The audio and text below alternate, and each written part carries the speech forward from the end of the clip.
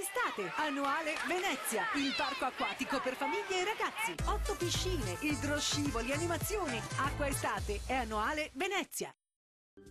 Accesa instabilità ancora su gran parte dei settori delle nostre regioni. Il clima sarà decisamente più mite ovunque. Vediamo il dettaglio.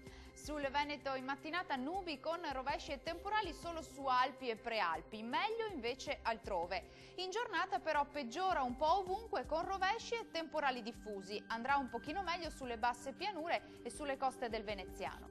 Diamo uno sguardo anche alle temperature previste. Le massime risultano essere in lieve calo, comprese tra i 24 e i 30 gradi, minime sui 18-22 gradi circa. Spostiamoci ora a vedere che tempo farà sul Friuli Venezia Giulia.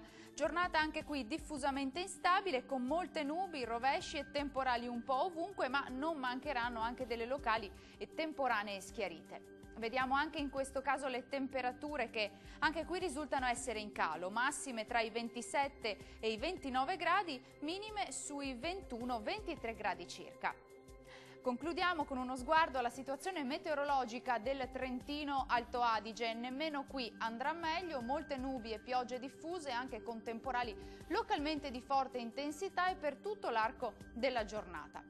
Anche qui le temperature risultano essere in generale calo, con massime attese sui 23 gradi, minime previste invece intorno ai 19 gradi circa. Il mare sarà poco mosso, localmente quasi calmo nella laguna di Venezia, i venti moderati e occidentali. Dal nostro meteo per ora è tutto, grazie per l'attenzione e arrivederci al prossimo aggiornamento.